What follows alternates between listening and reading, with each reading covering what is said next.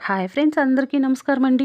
మా కన్నడ మేడం వాళ్ళు భలే చేయించుకుంటా ఉంటారు ఈ అవలక్కి. అంటే అటుకులండి. చాలా సింపుల్‌గా ఉంటుంది. ట్రై చేయండి. కొబ్బరి తురుము ఒక కప్పు ఉండాను. 2 ఉల్లిపాయలు సన్నగా కట్ చేసేసుకుంటా ఉండాను. కొంచెం కొత్తిమీర ఎక్కువనే ఏసుకుందాము. 2 పచ్చిమిరపకాయలు ఏసుకుంటా ఉండాను. ఒక స్పూన్ సాల్టు, ఒక స్పూన్ షుగర్ ఏసుకుంటా ఉండాము. ఇది బ్రౌన్ షుగర్. అంతా కాస్త ఇలా కలుపుకుందాము. మనం కొబ్బరి కొట్టి పెట్టినాం కదా! దాంతో వచ్చిన వాటరు ఇలా కొంచెం ఏసి మిక్స్ చేసుకుందాము.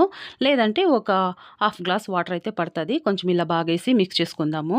ఆ ఉప్పు, కారం అంతా సేరల్లా బాగా. నేనిక్కడ పేపర్ అటుకులైతే యేసుకుంటా ఉండాను. మనం పచ్చి కొబ్బరి తురుమేసుకున్నాం కదా! దాంతో 2 బౌల్లంత ఉండది. దాన్ని యేసి ఇలా కొంచెం బాగా మిక్స్ చేసుకుందాము.